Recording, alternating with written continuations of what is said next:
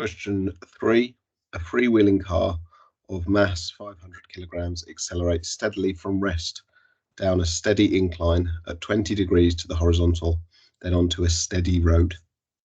The car takes 15 seconds to travel 100 meters from rest to the bottom of the incline. Calculate the speed and the kinetic energy at the bottom. So the first part is a SUVAT question. So we know that on the ramp, the initial velocity is 0 meters per second. We know the displacement is 100 meters down the slope, and we know the time it takes is 15 seconds. We're trying to find its speed at the bottom, which is v. So we want the equation S is u plus v over 2 times t. This is u plus v over 2, sorry, times t. So this is distance is average speed times time. We're trying to find v, so we need to do a bit of rearranging. We're going to have v is equal to 2s over t minus u. So that is 200 over 15 minus 0,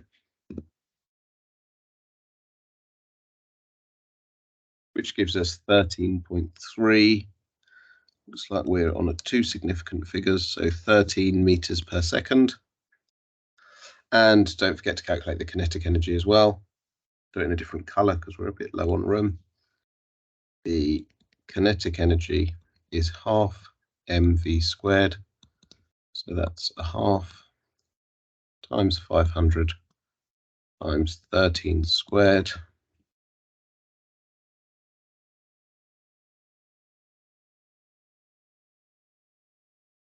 Which is 42,250. We'll leave it as 42 kilojoules.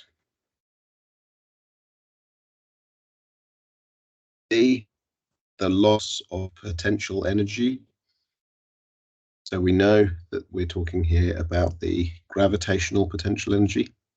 So the gravitational potential energy is equal to mg delta h. M, we're told about in the question, we know it's 500 kilograms. G, we're going to use 9.81, but it's the height that it drops that we need to know about. So this is about a bit of trigonometry, this question. Our slope has a length of 100 meters, and we know it's at an angle of 20 degrees to the horizontal. We want to know the height through which the car fell. So we've got the opposite side and the hypotenuse. So the sine of 20 should be equal to, slightly confusing lettering here, isn't it? My h here stands for the opposite side, of course, not the hypotenuse, h over 100.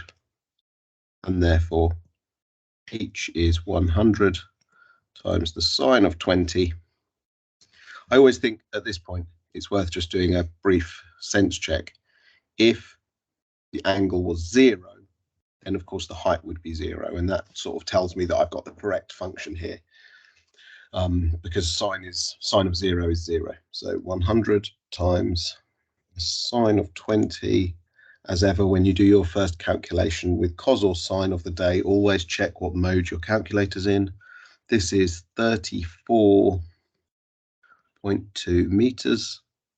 So going back, our gravitational potential energy is mg delta h, which is in this case 500 times 9.81 times 34.2,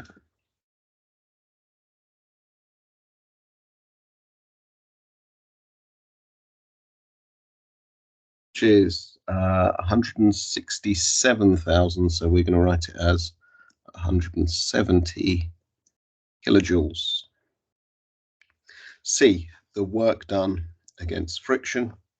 So when we're thinking about the car in this situation, we drew a little diagram.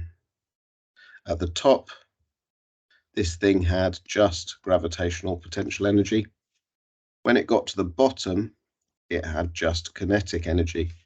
We know at the top it had 170 kilojoules of gravitational potential energy, but by the time it got to the bottom, we've only accounted for 42 kilojoules of the energy that it had at the start, and therefore the rest of our energy has gone to friction. So the work done in this particular case against friction should just be equal to 170 kilojoules minus 42 kilojoules, which is 128.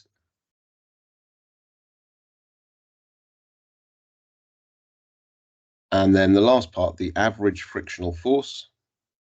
So for this, we're back to using work done is force times distance.